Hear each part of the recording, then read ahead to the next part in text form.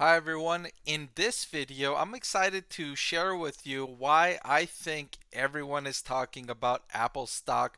On May 4th, Apple CFO Luca Maestro said some pretty incredible things about Apple as a company and Apple as an investment that has much of Wall Street talking about Apple stock. So let's get into this brief video here. So starting with what the CFO said about the product's revenue in its most recent quarter came in at $74 billion. That was down 5% from last year due to the challenging comparison in Mac and iPad. iPhone revenue, however, reached a record in March. A record. And during the quarter, their installed base of active devices continued to grow at a nice pace thanks to extremely high levels of customer satisfaction and loyalty.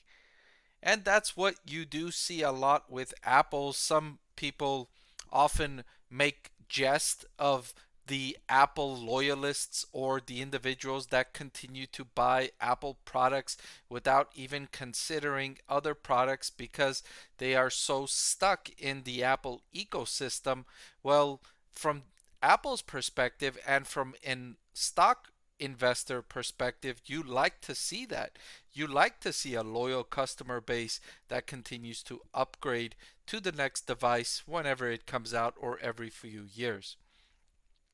He goes on to say that their services revenue set an all-time revenue to 20.9 billion, which was up 5% year over year, and that's on top of the fact that that segment grew 17% last year. So it grew 17% last year in this same quarter, and then on top of that it grew 5% again this year.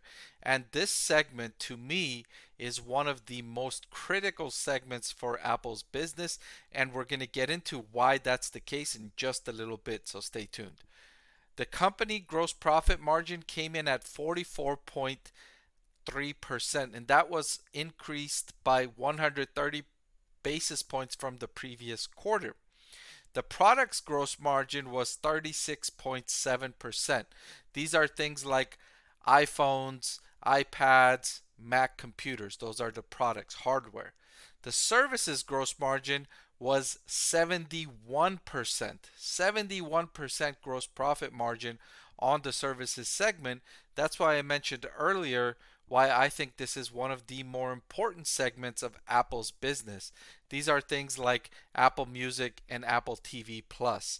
The growth in those businesses are significantly more important to Apple than maybe some of its other segments like maybe iPod sales of AirPods or Apple Watch, because they don't come with as high a gross profit margin as the services business does.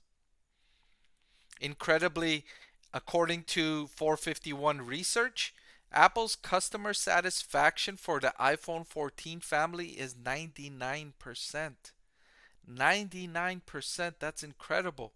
And you know what? Their products just work. If you've had an Apple product, I'm part of the Apple ecosystem. We have multiple Apple products in our household, and the things just work. They just work. I don't have to call Apple customer service all that often, and when I do, I get in touch with a person and they help out very quickly. But we've got, I don't know, close to a dozen Apple devices in our household, and those things work. I haven't had much trouble with those devices over the last several years. So people like it when things work and you don't need to get a hold of customer service or make a return or deal with issues of unreliability, especially when you're looking at things that you use so often, right? You use your phone really often, you use your computers very often, and so when those things don't work, it's a huge inconvenience. And so there's a priority, there's a premium placed on reliability in the types of products that Apple sells.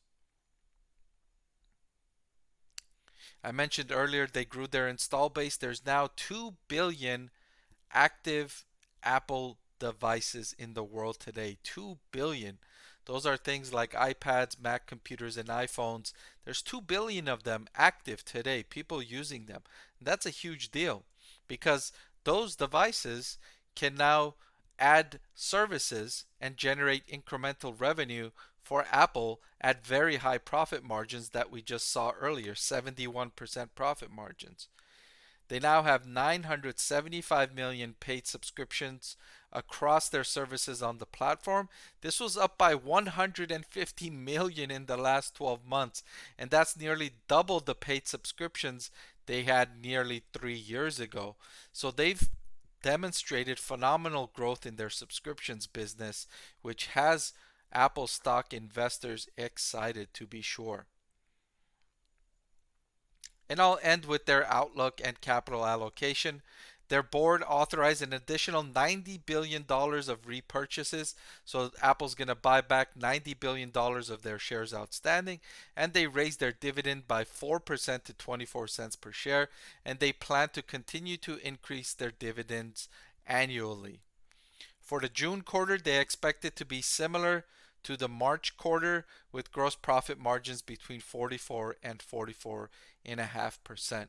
So there was a lot for Apple stock investors to be excited about in this quarter, and you can understand why so many people are talking about Apple stock.